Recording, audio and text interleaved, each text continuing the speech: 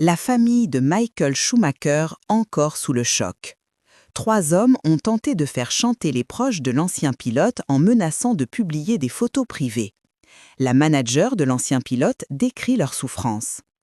La tentative d'extorsion visant la famille du septuple champion du monde de Formule 1, Michael Schumacher, a durablement affecté ses relations avec ses collaborateurs. Selon les déclarations de la manager de Schumacher, Sabine Kemm, devant le tribunal régional de Wuppertal, l'incident a fait beaucoup de mal à la famille. Cette rupture de confiance a conduit la famille à prendre plus de distance avec les personnes qui travaillent pour elle, à être plus prudente.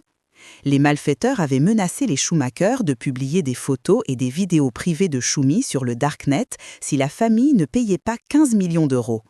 Depuis son grave accident de ski en 2013, au cours duquel l'ancienne star de la Formule 1 a subi un grave traumatisme crânien, ses proches et ses employés le cloisonnent totalement. Sabine Kemm s'est montrée indignée par le procédé des maîtres chanteurs. « Je trouve extrêmement perfide de vouloir exploiter ainsi la souffrance. Il est donc clair que la famille se montre plus dure envers ses collaborateurs. » Elle souligne surtout que des relations de travail tendues ne justifient en rien un tel acte. Même si l'on se sépare et que l'on n'est pas content, cela n'explique pas une chose pareille. Sépare, l'épouse de Michael, en tire beaucoup d'amertume. L'auteur principal condamné à 3 ans de prison.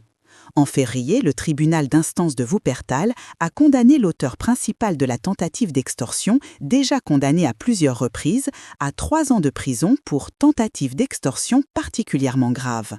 Un ancien agent de sécurité de la famille a pour sa part écopé d'une peine de 2 ans de prison avec sursis pour complicité ainsi que d'une amende de 2 400 €.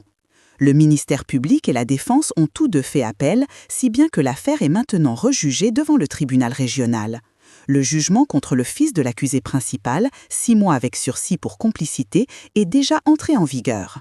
3 autres jours d'audience sont prévus d'ici début décembre.